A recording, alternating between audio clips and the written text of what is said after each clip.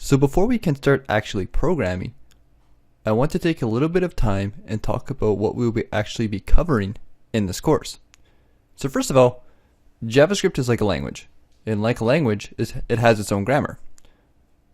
Sort of similar to the English language, another word we can call it is syntax. The syntax is JavaScript's commands, words, and punctuation. Remember when you were younger and you didn't understand English or whatever your primary language was? You went to school and studied.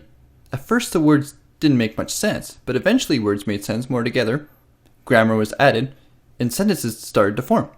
Before you knew it, you could write a paragraph, or even eventually a novel. This is exactly the same process you grow through when you learn JavaScript or any online programming language. Nothing makes sense at first, but eventually you have no problems working with JavaScript. It just takes time.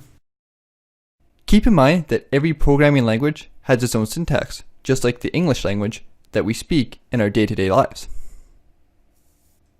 Throughout this course, we are also going to be covering many programming concepts that are related to JavaScript and many other online languages. You will be learning about all kinds of exciting things such as strings, variables, statements, HTML, and much, much more. These concepts can then be applied to other languages online, making this course an excellent solution to anyone just getting started with learning web development. By the end of this course, I bet I can have you even talking like a seasoned programmer, as we will be covering all of that as well. For example, now you know what syntax means. With this course, you will also learn the best practices and proven ways to make your programs perform all the best they can. Last but not least, you will of course be doing a lot of programming in this course.